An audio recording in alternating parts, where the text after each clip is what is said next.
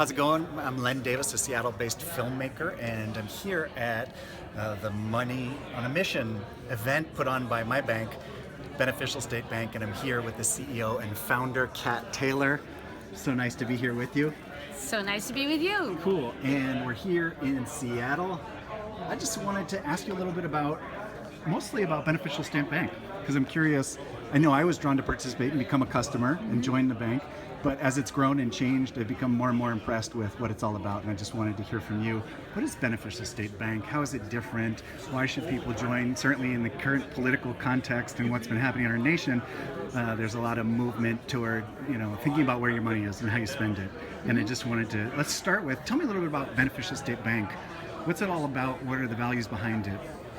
Well, first, thank you for being a customer. Great. Because we are part of a movement of movements. So our mission is to change the banking system for good. Nothing else will suffice. But we recognize that there are other large movements afoot that we can harness and complement as well. The banking system is super important and very, very powerful. To us, it's the first and most powerful form of crowdfunding. We agree collectively to pool our deposits, to finance the world in which we actually want to live, to borrow back from time to time and have a place to transact. And we endow that system with enormous public privileges, most importantly FDIC insurance, allowing us banks to collect up to $250,000 per person risk-free. That means we get deposits easily and we don't have to pay a lot for them. On top of that, we get to leverage our own equity capital in the business at least 10 times with that deposit capital. So we get to exponential power very quickly. It's a recycling model. When you lend money, it comes back and you lend it out again, so your impact accumulates over time. And we're very disciplined, not necessarily always for the right outcomes, but everything is studied and scrutinized in a bank and recorded and tracked. So we wanted to start a bank that was capable of setting an example for how the banking system can work always for benefit to all and harm to none as an ideal, because of late the banking system has actually been producing quite a lot of harm. So today when I heard you talk, you were talking about sort of the 12 pillars of the lending of Beneficial State. Can you tell me what some of those 12 categories or areas are? Sure. If we're crowdfunding for our depositors, customers, communities, and the planet, then we need to be financing the new economy, and we tried to call that out in terms of sectors.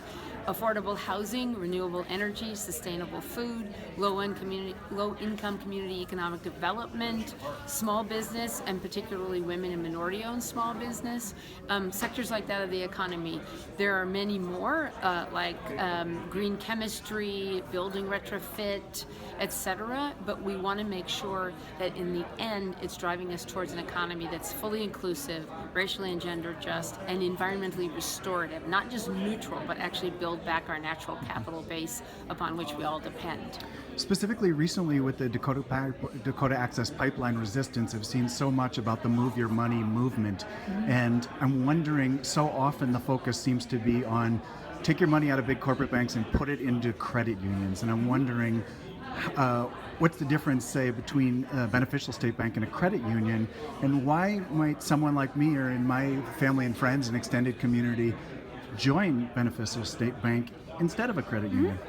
Well, first, we think credit unions are great options for anyone who wants to align their money. They're owned by their members. If they're well run and responsive to their members, they're actually organized a lot like us. 100% of our economic rights are owned by a public charity foundation. So we know that charity, that foundation is making sure that our bank is run in the public interest, and those credit union members can also make sure that their credit union is being run in their interest. The limitation for credit unions is sometimes they can't lend as much into business lending. They've been constrained. It's actually a competitive thing between banks and credit unions, so the regulations don't allow them to lend as much. We need both. We need great aligned community next-gen banks, and we need great credit unions. Either one can be a very good choice. Do you have to be a resident of Oregon, California, or Washington to be a Beneficial State Bank customer? That is our footprint, and it's much easier for us, especially to lend within our footprint. The regulators get nervous outside of our footprint, and we should too, because part of our accountability comes from responsiveness and understanding our communities. It's hard for us to understand a community that's many, many miles or states away from us. That being said, on an exception basis, we can lend outside of those 3 West Coast states, and we can also accept deposits from outside There we run into a regulatory constraint called know your customer. So we have to have a way of understanding who's depositing their money with us for purposes of preventing money laundering or other problems with money transfers. But it can be done. We have a Move Your Money and credit card toolkit on the website that anybody can use that gives you broader parameters of how to move your money, and it can be to a community bank or credit union in your own locale. That can be the best option for people so they know their money is supporting where they live as well. Now, yesterday was a big day here in Seattle. The City Council voted 9-0, as I understand it, to remove $3 billion worth of investment of the City of Seattle's money from Wells Fargo, specifically because of their support financially for the Dakota Access Pipeline. Yes. Tell me a little bit about the significance of that, and how does that sort of, as a national trend and a force for the kind of change that Beneficial State Bank is already involved in, what do you think about that event, and why is it significant? Yeah. I heard before that, even $55 million has moved as a result of the Dakota Access Pipeline protests. So this is a powerful phenomenon, movements. They can be consumer-led, they can be protest-led, they can even involve corporate activism or municipal activism, and we're seeing a lot of all four of those things. Very important. You use the levers available to you during any given time. At this point in time, it does not look like the federal administration is going to necessarily be aligned with the values that we keep on behalf of our stakeholders. So we will resort to other means, consumer, corporate, or government-led, local government-led. And we have some excellent governments on the West Coast here. We're meeting more and more with municipalities about how to serve their needs when they want aligned placement of deposits. We're a small-ish bank, $840 million in assets, so we need some larger partners to be ready to handle these municipal flows of deposit capital. But it's a very encouraging sign to me. I think it's part of democracy, actually. Nice. Kat, as I reach out to my own community, both here in Seattle as well as just regionally, what is at the heart of why you would encourage people to think about becoming members? I think when I joined, it was a commercial bank, and it was for my business. But if I understand correctly, now there are consumer level. You can be a customer of this bank just as a regular consumer. Yes, and we always have offered checking, savings, money market, those consumer. We're a more scaled consumer bank because we came together with a bank in the Central Valley and East LA in California. So we will increasingly have more consumer products for that individuals might like, including auto loans and things like that.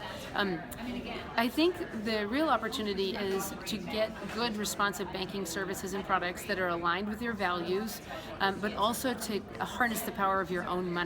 $12 trillion of deposits rattle around in the American economy, and they belong to us. If we collectively use the power of choice, keeping our deposits always aligned with our values, we can literally move markets. It changes the cost of capital for certain industries that may not be serving the public interest and lowers it for those that are. So it's a very powerful tool for us to use together, and it's distributed power, not concentrated power, which has caused us a lot of other problems. Right. Now, Kat, when you opened up today's presentation, you closed your brief presentation with a beautiful song that I would love you to share with me again right now. I might sing you a shorter one because I need to practice that one, but here you go. They say that these are not the best of times, but they're the only times I'll ever know. And I believe there is a time for meditation in cathedrals of our own. So when I see that sad surrender in my brother's eyes, I can't stand aside and only sympathize. For we are always what our situation hands us. It's either sadness or euphoria. Euphoria is what we get together. Kat, thank you so much. Absolutely, thank you. My name is Len Davis. I'm a Seattle-based filmmaker with Pangiality Productions and Loving Legacy Video, and I'm here with the founder and CEO of my bank, Beneficial State Bank. I encourage you to learn more about what they're doing.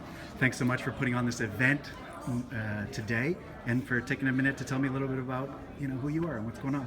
Thanks Absolutely. so much. Thank you from all of us. All right, cool. Stay fresh.